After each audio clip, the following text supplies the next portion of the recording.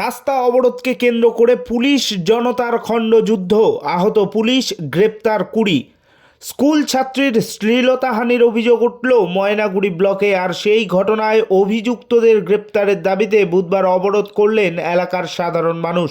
প্রথম দিকে পুলিশ অবরোধ তুলতে গেলে পুলিশকে লক্ষ্য করে পাথর, বোতল সহ ঢিল ছোড়ে আন্দোলনকারীরা, যার জেরে পুলিশের দুটি গাড়ি ক্ষতিগ্রস্ত হয়। তাদের ঢিলে আহত হন বেশ কয়েকজন পুলিশকর্মী। পরবর্তীতে এলাকায় উত্তেজনা বৃদ্ধি পাওয়ায় ঘটনাস্থলে পৌঁছায় জেলা পুলিশের বিরাট পুলিশ বাহিনী। নামানো হয় র্যাব, নিয়ে আসা হয় হ্যান্ড গ্রেনেড, কাঁদানো গ্যাসের শেল। শুরু হয় জনতা ও পুলিশের মধ্যে খণ্ডযুদ্ধ।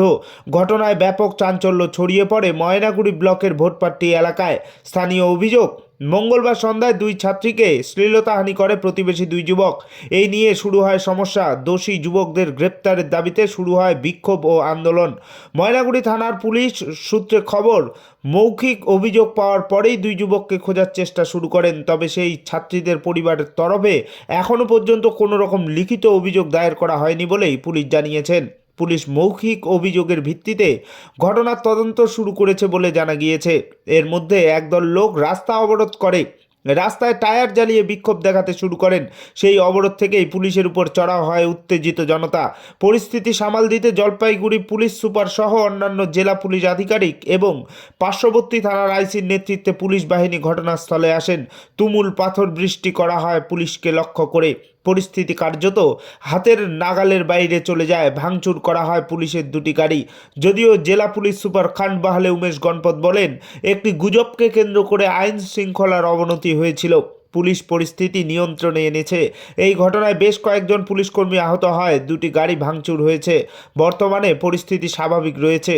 এই ঘটনায় এখনও পর্যন্ত 20 জনকে গ্রেপ্তার করা হয়েছে।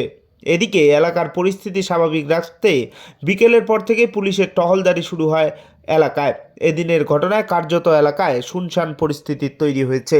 Bureau report, Maynaguri news. আজকে ভোটপট্টি ময়নাগুড়ি থানা আন্ডারে কিছু লোক এখানে রোড ব্লকেট করেছিল নিজে কিছু রুমার্স ফেরানোর জন্য। তো সেই জন্য যখন পুলিশ এখানে রোড অবরোধ তুলতে এসছে, তখন কিছু লোক পুলিশের উপরে এখানকার পাথর, বটল ছেড়েছে। তখন পুলিশ ওই অবরোধটা তুলে দিয়েছে। তার মধ্যে এখানকার পুরো স্থিতি স্বাভাবিক আছে, সব লোক এখান থেকে বেরিয়ে গেছে, পুরো ঠিক আছে। যারা পুলিশের উপরে আক্রমণ করেছিল আমরা অ্যারেস্ট করে দিয়েছি। এর মধ্যে আমাদের দুটো পুলিশের গাড়ির উপরে পাথর ফেলেছিল, যারা কাজটা ভেঙেছে।